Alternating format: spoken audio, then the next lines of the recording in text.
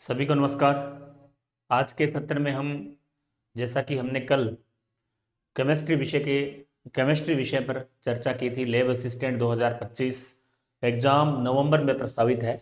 उस विषय में हमने एक नई शुरुआत की थी। उस शुरुआत के अंदर हमने सबसे पहले केमिस्ट्री विषय के बारे में हमने कल जाना कि किस प्रकार से हमें केमिस्ट्री विषय को पढ़ना है, कहाँ से पढ़ना है, किस प्रकार ऑब्जेक्टिव प्रश्न हल करने हैं, थ्योरी कहाँ से पढ़नी है, पुस्तक सूची क्या है, और इसकी जो टेस्ट सीरीज है और इसका जो कोर्स है उस विषय पे हमने कल बात की थी कि किस प्रकार से आपको ये कंप्लीट करना है।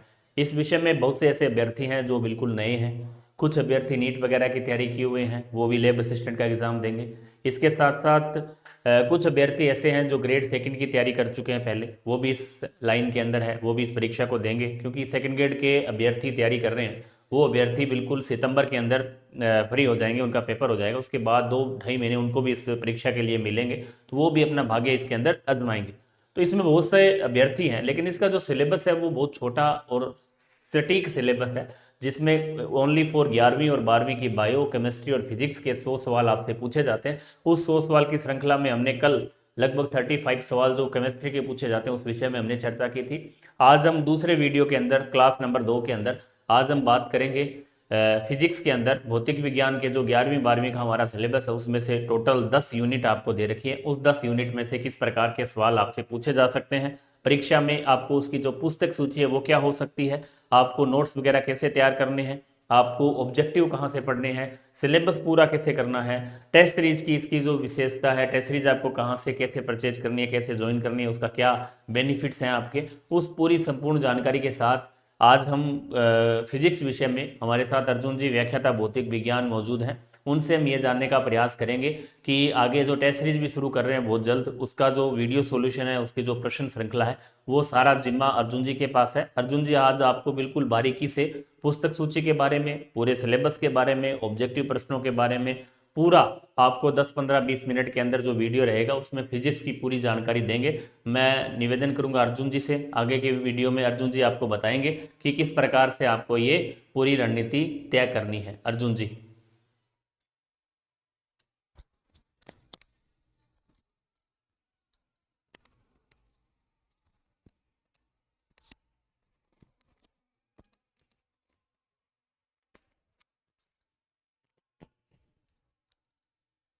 धन्यवाद सर। नमस्कार साथियों। तो आज अपने बात करेंगे लैब असिस्टेंट में जो भौतिक विज्ञान का सिलेबस है उसको अपने कैसे कवर करना है। तो जहाँ तक बुक्स की बात है, जैसे सर ने कहा, तो बुक्स अपने को सबसे पहले प्रेफरेंस देनी है जो 11th और 12th में आपने पढ़ी हुई एनसीईआरटी बुक्स, वही। और 2-3 साल पहले राजस्थान बोर्ड की बुक चलती थी, अगर आपके पास वो उपलब्ध है तो वो सबसे बढ़िया है। बाकी आपको एनसीईआरटी में जो आपको टॉपिक दिए गए, आज अपने बात करेंगे, ये सारे टॉपिक एनसीईआरटी में से पूरे कवर करने हैं सबसे पहले आपको। और उसमें जो न्यूमेरिकल्स हैं, आंकिक प्रश्न हैं, वो सारे आपको सोल्व करने हैं। अब 10 यूनिट में बांटा गया आपका सिलेबस ये, और कुछ 11वीं की यूनिट है, कुछ 12वीं क्लास की यूनिट्स है इसमें। और बहुत आसान सिलेबस है ये। हालांकि बहुत सारे विद्यार्थी हैं जो 11th-12th में आंकिक प्रश्नों पे गौर नहीं करते, तो उनको सिलेबस पढ़ने के साथ साथ जो टॉपिक पूरा हो जाए उस पे ज़्यादा से ज़्यादा आंकिक प्रश्न निकालने होंगे। फिजिक्स ऐसा सब्जेक्ट है कि जो अपने बोलते हैं प्रैक्टिकली सब्जेक्ट है, तो प्रैक्टिकली प्रूफ आपको तभी मिलता है जब आप आंकिक प्रश्न सोल्व कर पाते हैं। जैसे थ्योरी में पढ़ रहे हैं आप, लेकिन वो थ्योरी कितनी स्टिक है वो आप न्यूमेरिकल में देख पाते हैं। आंकिक प्रश्न जितने आप हल करेंगे, जितना ज़्यादा अभ्यास करेंगे, उतना ही ज़्यादा टॉपिक क्लियर होगा। तो आंकिक प्रश्नों से दूर नहीं भागना है, उनको सोल्व करना है अच्छे से। तो जैसे जैसे टॉपिक होता जाएगा वैसे वैसे आप न्यूमेरिकल सोल्व करते जाएंगे, तो आपका पूरा सिलेबस आराम से कवर हो जाएगा। और बहुत आसान सिलेबस है ये बाकी कंपटीशन एग्जाम के तुलना में। तो इसमें जो सिलेबस में अपने अब आते हैं सिलेबस पर, तो इसमें जो पहली यूनिट है वो दर्द पिंड गतिकी है। तो इसमें दर्द पिंड गतिकी में भी कुछ टॉपिक्स दिए गए हैं, जैसे बल आघूर्ण है, कोणीय संवेग है, और कोणीय संवेग संरक्षण का नियम आपने पढ़ा होगा, सरल ज्यामितीय वस्तुओं का जड़त्व आघूर्ण। इन 3 टॉपिकों पर गौर करना है। इस यूनिट में द्रव्यमान केंद्र भी है। तो द्रव्यमान केंद्र पे एक बार प्रश्न आया हुआ है, जो पीछे वाले आप क्वेश्चन देखेंगे तो एक बार उस पर क्वेश्चन आया हुआ है, लेकिन उसके जैसे पिछले एग्जाम में द्रव्यमान केंद्र पर कोई क्वेश्चन नहीं आया था। और सिलेबस को देखते हुए लगता है कि द्रव्यमान केंद्र के बारे में कोई जानकारी दी नहीं गई है। फिर भी आपको कुछ बेसिक नॉलेज होना चाहिए द्रव्यमान केंद्र के बारे में। बाकी मेन आपको फोकस करना है कि बल आघूर्ण क्या है, इसका मैथमेटिकल फॉर्मूला क्या है, किन किन बातों पर निर्भर करता है। उसी प्रकार कोणीय संवेग, बल आघूर्ण आपने पढ़ा होगा, तो बल गुणा बलों की क्रिया रेखाओं के बीच की लंबवत दूरी या घूर्णन अक्ष से लंबवत दूरी, और बल आघूर्ण किस दिशा में होता है, कौन सा सदिश है, ये सारी जानकारी आपको पता होनी चाहिए। इसी प्रकार कोणीय संवेग है और कोणीय संवेग संरक्षण का नियम है जो होता है जे बराबर आई ओमेगा, क्या रहता है हमेशा नियत। आई यहाँ पे जड़त्व आघूर्ण है और ओमेगा कोणीय वेग है। तो मतलब आपको इस यूनिट में जब आप इसमें आएंगे तो आपको ओमेगा के बारे में भी जानकारी, ओमेगा कोणीय वेग है। थोड़ा बहुत आप कोणीय त्वरण के बारे में पढ़ेंगे तो अच्छी बात है। कोणीय विस्थापन क्या होता है वो भी आपको पता होना चाहिए। और उसके बाद है सरल ज्यामितीय वस्तुओं का जड़त्व आघूर्ण। तो मतलब जड़त्व आघूर्ण तो एनसीईआरटी में जितना ही दिया हुआ है वो सारा करना है आपको। जड़त्व आघूर्ण क्या होता है, किन बातों पर निर्भर करता है, इसका बेसिक फॉर्मूला क्या है। और ज्यामितीय आकृतियां आपने पढ़ी होगी, जैसे वलय है, चकती है, बेलन है, गोला है, ये सारे शंकु है, इन सब के जड़त्व आघूर्णों का मान आपको पता होना चाहिए, फॉर्मूला। साथ ही साथ जड़त्व आघूर्ण ज्ञात करने की दो प्रमेय होती है, एक समांतर अक्षों की प्रमेय और एक होती है लंबवत अक्षों की प्रमेय। ये दोनों आपको प्रमेय आएगी तो आपको बहुत सारी हेल्प मिलेगी इन ज्यामितीय आकृतियों के जड़त्व आघूर्ण के ज्ञात करने में। साथ में इसमें यह भी याद रखना है आपको कि जड़त्व आघूर्ण है वो अलग अलग ज्यामितीय आकृतियों के लिए, जैसे बल्य है तो बल्य के लिए भी दो तीन चार फॉर्मूले हैं कि उसके अक्ष पे कितना है और उसके व्यास के सापेक्ष कितना है। कई तरीके से अक्षों के बारे में पूछा जाता है तो वो आपको सारा पता होना चाहिए। तो ये यूनिट है जो आपको पढ़नी है। तो साफ साफ लिखा कि बल आघूर्ण है, कोणीय संवेग संरक्षण है, मतलब जितने भी इस पे आंकिक प्रश्न बनते हैं उतने निकालने हैं। इस पे भी जितने आंकिक प्रश्न बन सकते हैं वो सारे निकालने हैं। जितने ज्यादा आंकिक प्रश्न करेंगे उतना ही ज्यादा आपकी सब्जेक्ट पे कमांड बढ़ेगी। अगर आप आंकिक प्रश्नों से बचेंगे तो फिर काम चलेगा नहीं इसमें। हाँ ये जरूर है, जिस बच्चे ने थोड़ा सा ढंग से पढ़ा हुआ है वो आराम से कर पाएगा इनको, उसको कोई दिक्कत नहीं आएगी। भले ही वो 2 साल हो गए 12वीं निकले बाद बीएससी कर रहा है तो भी कोई समस्या नहीं आएगी इसमें, ये पक्की बात है। आगे चलते हैं हम यूनिट में। अगली यूनिट है उष्मागतिकी थर्मोडायनेमिक्स। इसमें उष्मागतिकी का प्रथम नियम है, द्वितीय नियम है और उष्मा इंजन एवं प्रशीतक है। तो इस यूनिट में सबसे जो मेन टॉपिक है जो आपको करना ही करना है वो है कार्नो इंजन। कार्नो इंजन के बारे में आपने पढ़ा होगा। कार्नो इंजन की दक्षता का फॉर्मूला होता है नीटा बराबर 1 - T2 बट्टा में T1। इस फॉर्मूले पे पक्की बात है प्रश्न आता ही आता है। और उष्मागतिकी के प्रथम नियम आपने पढ़ा हुआ होगा, द्वितीय नियम के जितने स्टेटमेंट है वो पढ़ने आपको। उसके अलावा उष्मा इंजन की कार्य प्रणाली क्या है और कार्नो इंजन क्या होता है, सब इसमें आपको पढ़ना होगा। प्रशीतक, प्रशीतक मतलब उष्मा इंजन का बिल्कुल अपोजिट है। प्रशीतक रेफ्रिजरेटर, फ्रिज, उसका भी उष्मा निष्पादन गुणांक है वो, उसका फॉर्मूला आपको पता होना चाहिए। और जितने हो सके संभव आंकिक प्रश्न करने। तो इस सिलेबस में यही है, प्रथम नियम, द्वितीय नियम और उष्मा इंजन और प्रशीतक, और ज़्यादातर इस फॉर्मूले में क्वेश्चन आ जाता है। तो आप इसको 11वीं क्लास की जो उष्मा गतिकी है उससे ही कवर करेंगे और एनसीईआरटी पढ़ेंगे पहले। उसके बाद मैं आपको बताऊंगा आगे कि जब आप एनसीईआरटी पूरी पढ़ लेंगे तो उसके बाद आपको कौन सी बुक पढ़नी चाहिए। मेरे हिसाब से अगर आपके पास इधर उधर से एलन की सीट मिल जाए या फिर यूनिवर्सल बुक आती है यूएसएस, उसके 2 वॉल्यूम आते हैं, अगर वो बुक हो तो भी आप वो कर सकते हैं। अगर आपके पास एनसीईआरटी से संबंधित सारा डाटा आपका तैयार है तब उस पर जाना है आपको, अन्यथा पहले आप एनसीईआरटी को अच्छे से करेंगे। आगे चलते हैं हम। दोलन, तो ये दोलन भी 11वीं क्लास का ही पार्ट है। दोलन गति आपने पढ़ी है कि 11वीं क्लास की सेकंड फिजिक्स के लास्ट जो 2 चैप्टर है एक दोलन गति है और एक तरंग गति है, दोनों ही हमारे सिलेबस में है। अब दोलन गति की विशेष अवस्था सरलावर्त गति है, उसके बारे में आपको पूरा पता होना चाहिए। सरलावर्त गति करने वाले कण क्या है, विस्थापन का समीकरण क्या होता है, उसके वेग का समीकरण क्या होता है, उसके त्वरण का समीकरण क्या होता है, कौन सा बल लगता है, प्रत्यानयन बल लगता है, फिर उस दोलक की कुल ऊर्जा कितनी होती है, उसकी गतिज ऊर्जा कितनी होती है, उसकी स्थितिज ऊर्जा कितनी होती है, इन सब के बारे में आपको पता होना चाहिए।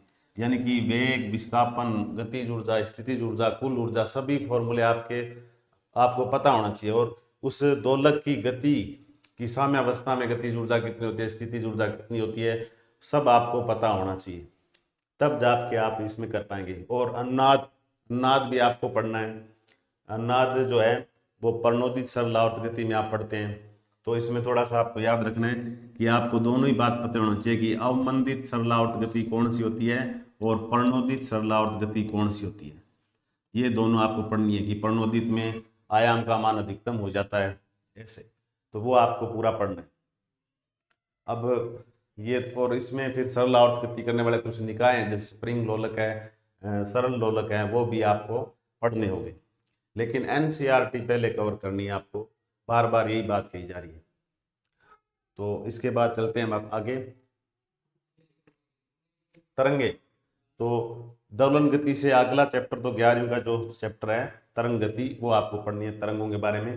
तरंग का अध्यारोपण का सिद्धांत, कि अध्यारोपण का सिद्धांत क्या है, और अध्यारोपण के सिद्धांत पर आधारित घटनाएं, जैसे व्यतिकरण होता है। अब व्यतिकरण का ये है कि व्यतिकरण का टॉपिक, जैसे इस 11वीं क्लास में ध्वनि तरंगों पे जोर दिया गया है, और व्यतिकरण हम 12वीं क्लास में जो तरंग प्रकाश के उसमें पढ़ते हैं। तो व्यतिकरण अगर आप वहां से कवर करेंगे तो भी काम चल जाएगा, और वहीं से कवर करना है आपको व्यतिकरण। तो इसके अलावा अध्यारोपण के सिद्धांत पर घटनाएं कौन सी है, एक तो है अप्रगामी तरंग का निर्माण, अप्रगामी तरंग का निर्माण,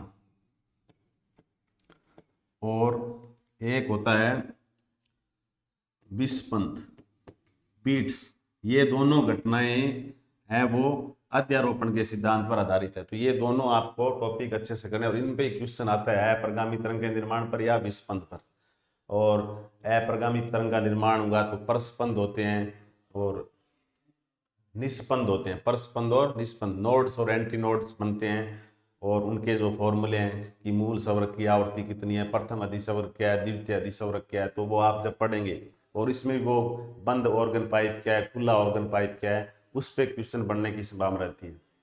विस्पंद में भी यही है कि सवरित्र के ऊपर क्वेश्चन आ सकता है कि उस पर मोम लगा दें तो आवृत्ति में कितना परिवर्तन होगा, वगैरह वगैरह। तो ये आपको पढ़ना है डिटेल में।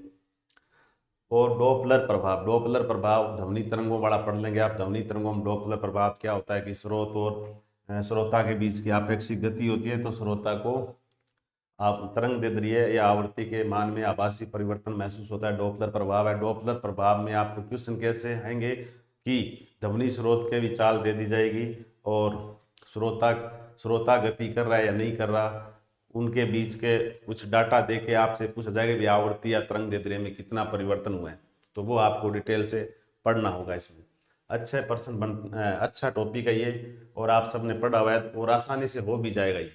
तो इस प्रकार से है ये यूनिट नंबर 4। आगे चलते हैं हम, अगली यूनिट है स्थिर वैद्युत की। अब हम 12th क्लास की फिजिक्स के बारे में बात करेंगे कि स्थिर वैद्युत की आपने पहला चैप्टर पढ़ा होगा, उसी में है कि सबसे पहला जो टॉपिक है हमारा कूलाम का नियम है। तो दो आवेशों के बीच में लगने वाले बल के बारे में कूलाम ने बताया था, विद्युत बल कितना लगता है वो आपको फॉर्मूला पता है, K/1Q/r²। तो वो आपको पढ़ना है। उसमें जितने भी राशियाँ आई है उन सब के बारे में जानकारी होनी चाहिए। के का मान कितना होता है, 1/4πε0 निर्वात में होता है, और विद्युत बल का मान कब कब बदल सकता है, दो आवेशों के बीच में माध्यम बदलते तो बदल सकता है, वगैरह वगैरह आपको पता होना चाहिए। और बाकी कूलाम का नियम है, वो जो बल विद्युत बल है वो संरक्षी बल है, वो सारी जानकारी आपको होनी चाहिए। उसके बाद ऐसे कह सकता है कि दो आवेशों के बीच की दुगुनी दूरी है वो दुगुनी कर दी, 4 गुनी कर दी, या आवेशों के मान डबल कर दिए, ट्रिपल कर दिए, तो नया बल कितना होगा, इस प्रकार से क्वेश्चन बन सकते हैं इसमें। या दो आवेशों के बीच में तीसरा आवेश रख दिया, उस पर परिणामी बल निकालना, ऐसे क्वेश्चन बन सकते हैं इसमें। उसके बाद है विद्युत क्षेत्र। विद्युत क्षेत्र के बारे में आपने डिटेल से पढ़ा होगा। विद्युत क्षेत्र की तीव्रता क्या होती है वो पता होना चाहिए। बिंदु आवेश कण विद्युत क्षेत्र कितना होता है। उसके अलावा चालक, अचालक गोला है, और समान एक जो अ, अनंत आवेशित कुछ आवेशित चालकों के बारे में आपने पढ़ा होगा। चालक गोला है, अचालक गोला है, और दोनों आवेशित है। और अनंत समतल चादर है आवेशित, वो चालक भी हो सकती है, कुचालक भी हो सकती है। एक लंबे तार के कारण भी आपने विद्युत क्षेत्र देखा हुआ है गाउस के नियम के यूज करके। तो वो सारे आपको पढ़ने हैं। और उसके अलावा विद्युत फ्लक्स भी आपको जानकारी में होना चाहिए कि विद्युत फ्लक्स क्या होता है, उसका मैथमेटिकल फॉर्मूला क्या होता है, वो भी आपको पता होना चाहिए। बार बार ये कह रहा हूँ कि जितने भी फॉर्मूले आप पढ़ते हैं वो फॉर्मूले क्लियर तब भी होंगे जब आप उन पर आंकिक प्रश्न करेंगे। आंकिक प्रश्न किए बिना फिजिक्स आपके जो पेपर में आएगी वो आप कर नहीं पाएंगे।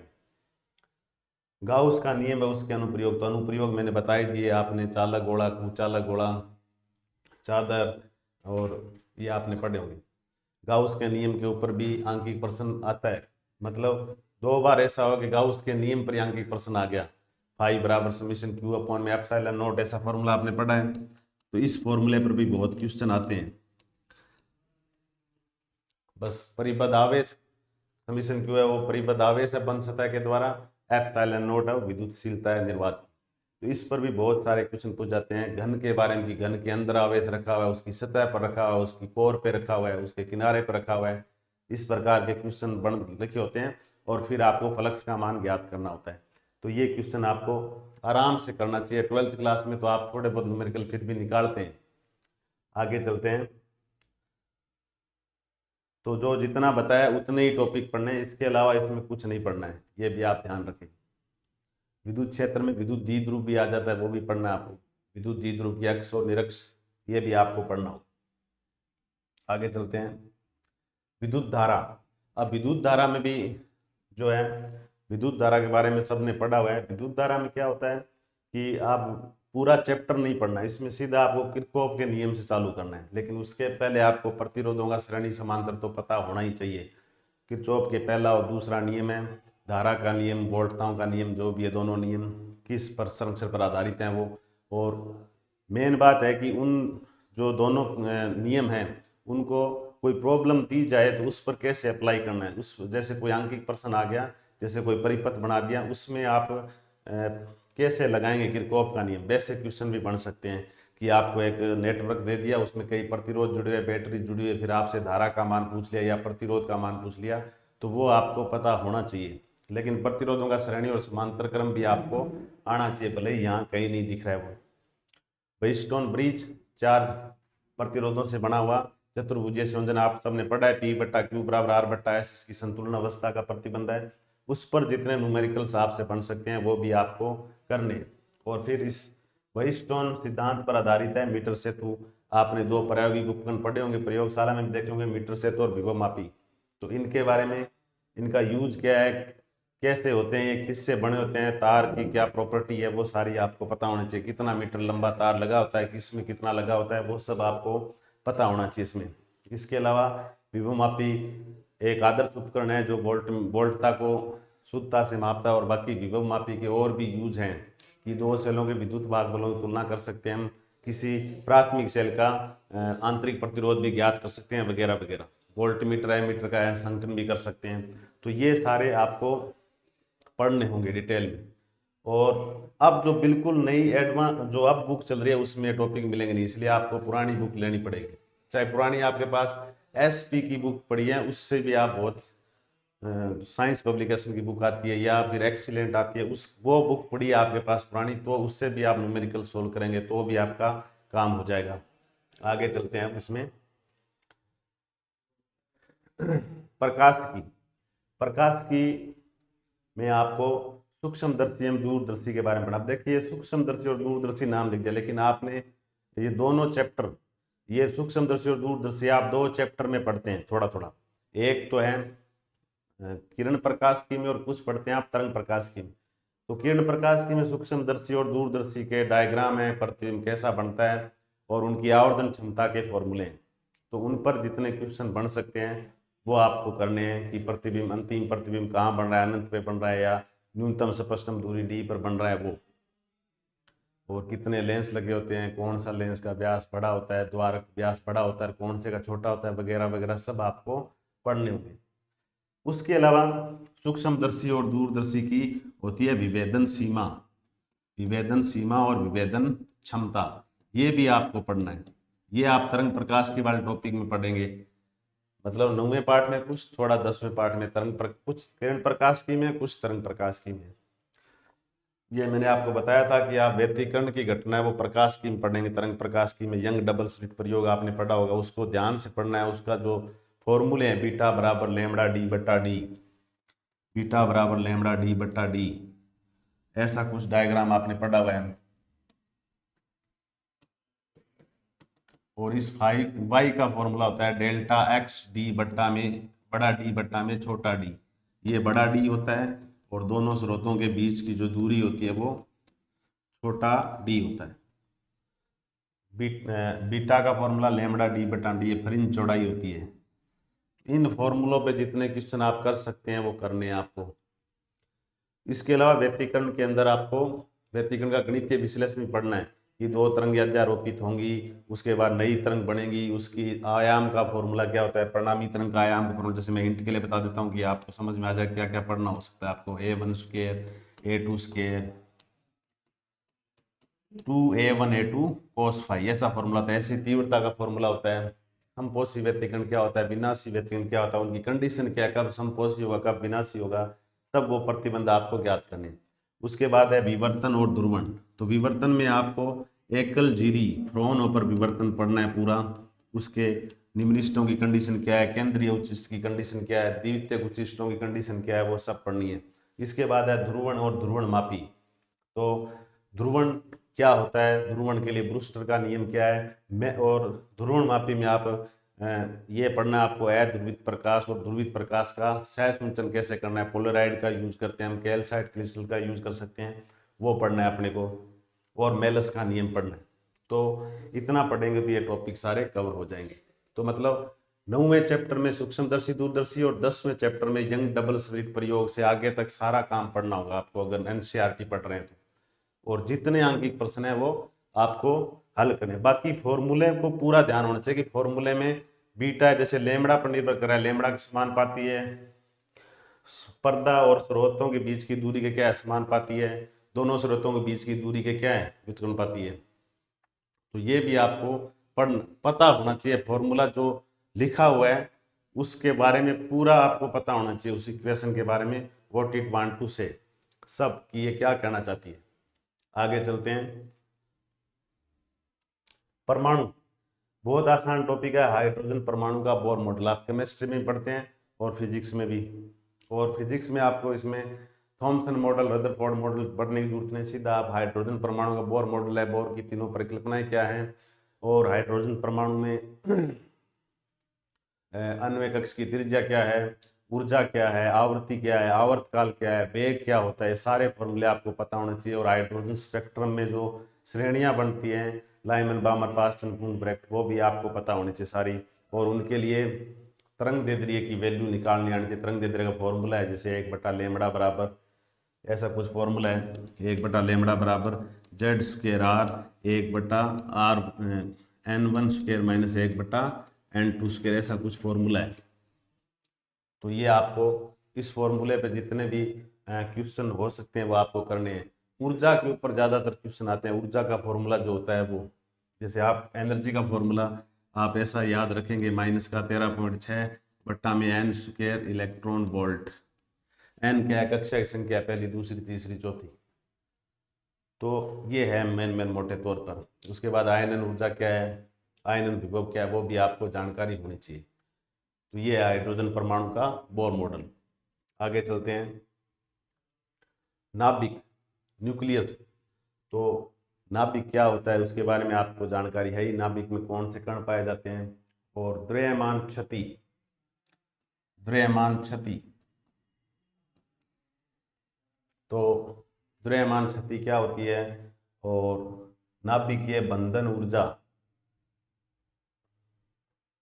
नाभिकीय बल है ये, नाभिकीय बंधन ऊर्जा, नाभिकीय बल क्या है, बंधन ऊर्जा क्या है, ये भी आपको पता होना चाहिए। बंधन ऊर्जा का मान कैसे निकालते हैं, द्रव्यमान क्षति को सी स्क्वायर से गुणा करते हैं। और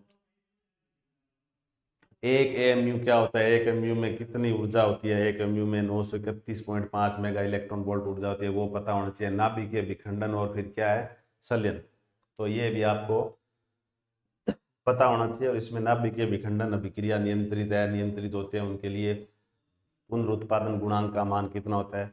और जब नाभिकीय विखंडन पढ़ रहे हो तो आपको नाभिकीय भट्टी भी पढ़नी है। इसमें नाभिकीय भट्टी, न्यूक्लियर रिएक्टर आपने पढ़ा होगा, बहुत आसान है। उसके जो भाग है उनके बारे में पता होना चाहिए, कौन सी चीज़ कहाँ यूज की जाती है और उसका कारण क्या है। तो ये है नाभिक। इसके बाद है अगला टॉपिक अर्धचालक इलेक्ट्रॉनिकी। ये भी बहुत आसान टॉपिक है, ऐसे थ्योरेटिकल टाइप क्वेश्चन आते हैं इसमें। अर्धचालक इलेक्ट्रॉनिकी में आप पीएन संधि आपने पढ़ी है, पीएन संधि डायोड अवक्षय परत बनती है वहाँ पे। उसके बाद ट्रांजिस्टर, ट्रांजिस्टर आपने जो अभी 1 2 3 सालों में किए, बारी उसने नहीं पढ़ा है, लेकिन अब टॉपिक है। ट्रांजिस्टर दो टाइप के होते हैं, एनपीएन और पीएनपी। और इनके विन्यास, इनको विद्युत परिपथ में किस प्रकार से जोड़ सकते हैं, कॉमन इमीटर है, कॉमन बेस है, कॉमन कलेक्टर है, 3 प्रकार से हम इनको जोड़ सकते हैं। और प्रवर्धक के रूप में यूज कैसे करते हैं इसको, वो भी आपको पता होना चाहिए। और इनके पीएन संधि और ट्रांजिस्टर के जो अभिलाक्षणिक वक्र बनते हैं, ग्राफ, वो भी आपको पता होना चाहिए क्या है। थ्योरी मतलब ज़्यादातर थ्योरेटिकल काम है इसमें। इसमें प्रवर्तक के रूप में यूज करते हैं तो जो धारा लाभ है, वोल्टता लाभ है, उनके फॉर्मूले हैं जो आपको पढ़ने हैं। मतलब मैथमेटिकल काम बहुत इसमें कम है, थ्योरेटिकल है सारा। आवश्यक परत बनती है और पीएन संधि बनती है, तब कौन सी क्रियाएं चलती है, वो सारा थ्योरेटिकल है सारा, जो आपको पढ़ना है। और 1 2 बार पढ़ेंगे तो आपके क्लियर हो जाएगा। उसके बाद है लॉजिक गेट, तार्किक द्वार, एंड और नोट। ये आपने एक्सोर गेट है, नोर गेट है, नैंड गेट है, ये सब पढ़े हुए हैं आपके, वो पढ़ने हैं आपको। डायोड दिष्टकारी के रूप में, अब दिष्ट कर्ण पढ़ना है। पूर्ण तरंग दिष्ट कर्ण क्या होता है, अर्ध तरंग दिष्ट कर्ण क्या होता है, वो पढ़ना है आपको। और लास्ट में वोल्टता नियमन के काम आने वाली युक्ति है जिनर डायोड, ये भी आपको पढ़ना है। मतलब विशेष प्रकार का डायोड होता है जो ज़्यादा डोपिंग करके बनाया जाता है और उत्क्रम वाइस में काम करता है जिनर डायोड, वोल्टता नियमन, वोल्टेज रेगुलेशन के काम आता है।